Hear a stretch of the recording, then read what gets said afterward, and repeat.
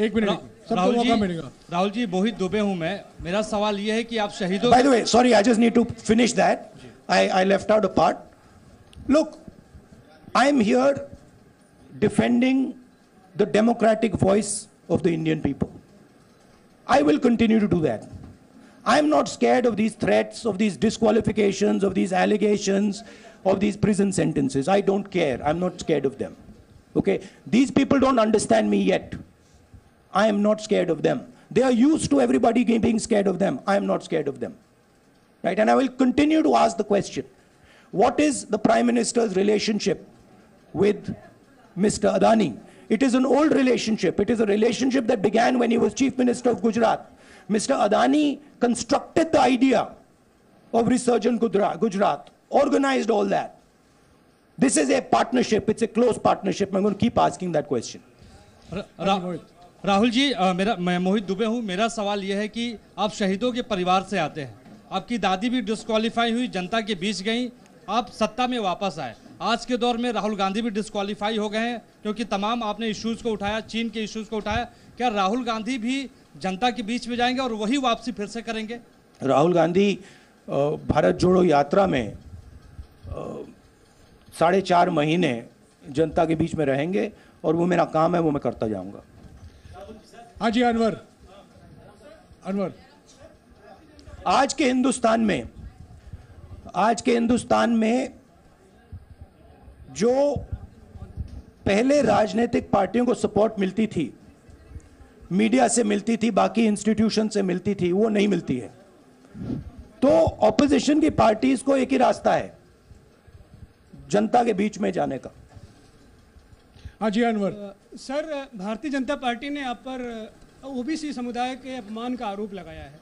इस पर आप क्या जवाब देना चाहेंगे भारतीय जनता पार्टी को? मैं पिछले भारत जोड़ो यात्रा में, आप मेरी कोई भी स्पीच देख लीजिए, मैं वहां कह रहा हूं सब समाज एक हैं, सबको एक साथ चलना चाहिए, भाईचारा होना चाहिए, नफरत नहीं होनी चाहिए, हिंसा नहीं होनी चाहिए। तो मेरी पोजीशन बिल्कुल क्लियर है। ये ओबीसी का मामला नहीं है, ये नरेंद्र मोदी जी और अदानी जी के रिश्ते का मामला है। 20,000 करोड़ रुपए जो अदानी जी को पता नहीं कहां से मिले, उसके बारे में मैं सवाल पूछ रहा हूं और उसका जवाब चाहिए। बीजेपी ध्यान को भड़काने की कोशिश करती है, कभी ओबीसी की बात करेगी, कभी विदेश की बात करेगी, कभी कुछ और बात करेगी, कभी डिस्क्वालिफिकेशन की बात करेगी, मगर सवाल यही है 20,000 करोड़ रुपए, $3 बिलियन किसका था? संजय मिश्रा। और वो अदानी का पैसा नहीं हो सकता। संजय मिश्रा।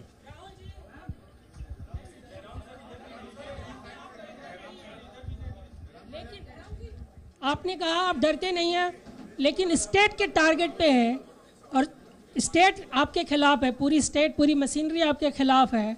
ऐसे में आपके सामने चैलेंजेस बहुत बड़ा है, तो रास्ता क्या है, रणनीति क्या है? देखिए भैया, चाहे स्टेट हो चाहे कुछ भी हो, मैं सच्चाई को देखता हूं। मुझे और किसी चीज में इंटरेस्ट नहीं है, मैं सच्चाई बोलता हूं। राजनीति में ये फैशनेबल बात नहीं है, मगर ये बात मेरे खून में है। मैं और कोई रास्ता निकाल ही नहीं सकता हूं। तो मेरा काम ये है, ये मेरी तपस्या है, जीवन की तपस्या है, उसको मैं करता जाऊंगा। चाहे मुझे डिस्क्वालीफाई करें, मारे पीटे, जेल में डाले, मुझे कोई फर्क नहीं पड़ता। मुझे अपनी तपस्या करनी है। इस देश ने मुझे सब कुछ दिया है। शांत हो जाइए। इस देश ने मुझे सब कुछ दिया है, प्यार दिया है, इज्जत दी है, इसलिए मैं ये करता हूं। हाँ, Supriya. Sir, Rahul sir, BJP के जो लीडर्स आप पे अटैक कर रहे हैं उस पर आप क्या कहेंगे? और इसके अलावा वायनाड, वहां पर जब से खबर गई है वहां पे लोग बहुत डिसबिलीफ में हैं, प्रोटेस्ट भी इरप्ट हो रहा है, आप अपनी कॉन्स्टिट्यूएंसी के लोगों को क्या कहना चाहेंगे? नहीं, मैंने सोचा है कि मैं अपनी, देखिए मैंने कॉन्स्टिट्यूएंसी में भी बोला कि वायनाड के लोगों के साथ मेरा पारिवारिक रिश्ता है, फैमिली प्यार का रिश्ता है। तो मैंने सोचा कि मैं वायनाड के लोगों के लिए अपनी एक चिट्ठी लिखूं उनके लिए कि मेरे दिल में उनके लिए क्या है। तो वो तो मैं रिजॉल्व कर दूंगा। उनका देखिए, बीजेपी के नेताओं का काम यही है। देखिए, वो सब नरेंद्र मोदी जी से डरते हैं, कारण आप जानते हो। नरेंद्र मोदी जी ने कहा कि देखिए ध्यान हटाना है।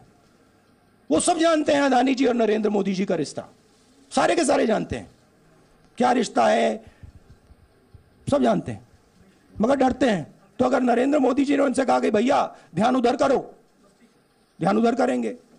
मगर सवाल यही है 20,000 करोड़ रुपए किसका है? हाँ जैनेंद्र। राहुल जी पूरी कांग्रेस पार्टी, सर पूरी कांग्रेस पार्टी ये कह रही है कि आप चाहे वो गुजरात की कोर्ट ने आपको सजा सुनाई या आपका निलंबन हुआ, ये सब कुछ केंद्र सरकार प्रधानमंत्री के इशारे पर हो रहा है। लेकिन बीजेपी कह रही है कि कानून ने अपना काम किया है। तो जो ये दलील है कि कानून ने आपको सजा दी है और उसी की वजह से आपका निलंबन भी हुआ है, इस पर आप क्या कहेंगे? देखिए, लीगल मैटर है, पर ये हुआ है। लीगल मैटर है। मैं हिंदुस्तान के लीगल सिस्टम को रिस्पेक्ट करता हूं। मैं लीगल मैटर पे इस प्रेस कॉन्फ्रेंस में बात नहीं करना चाहता हूं। हाँ संजीव, अगर आपके लीगल सवाल होंगे तो आप हमारी लीगल टीम से पूछ लीजिए। Sanjeev 1 minute. Sanjeev,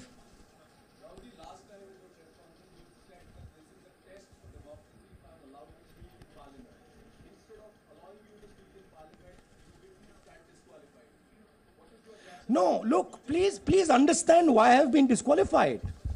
I've been disqualified because the Prime Minister is scared of my next speech.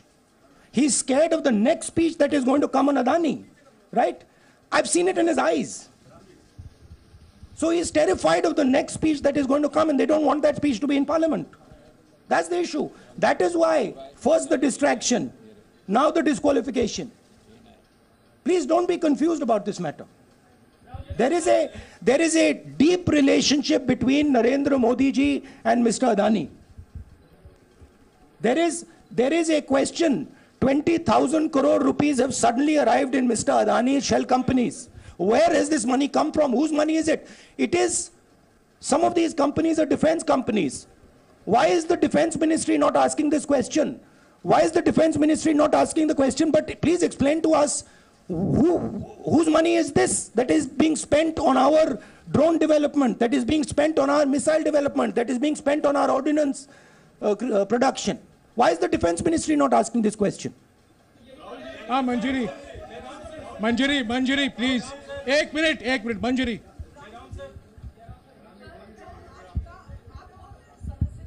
रद्द हुई तो उसके बाद बहुत सारे ऐसे विपक्षी दल जो अभी तक कांग्रेस से दूरी बना के चलते थे, वो भी आपके समर्थन में आए। तो आपको क्या लगता है अब वो समय आ गया है जब सारे विपक्ष को एकजुट हो जाना चाहिए? मैं उन सब विपक्षी दलों का धन्यवाद करता हूं कि उन्होंने इस बात में हमारी सपोर्ट की और हम सब मिलके काम करेंगे। रंजीता। जिस बयान को लेकर आपको ये सजा सुनाई गई है, क्या आपको लगता है, आपको अफसोस है उस बयान को लेकर?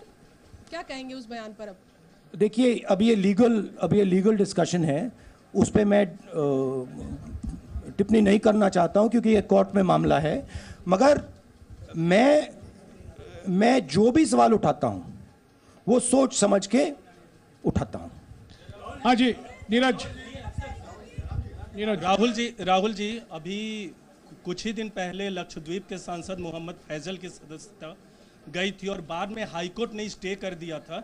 अभी उनकी मेंबरशिप रीइंस्टेट नहीं हुई है। देखिए, सुन लीजिए। हाँ। राहुल जी सुन लीजिए, अभी उनकी सदस्यता रीइंस्टेट नहीं है, लेकिन चुनाव आयोग ने चुनाव की घोषणा करने के बाद उसे रोक दिया था। अगर ऊपरी अदालत से आपको स्टे मिलता है तो आपको उम्मीद है कि लोकसभा स्पीकर भी आपकी सदस्यता को बहाल कर देंगे? मुझे उम्मीद में कोई इंटरेस्ट ही नहीं है। चाहे मुझे सदस्यता मिले ना मिले, मैं अपना काम करूंगा। जी न्यूज़।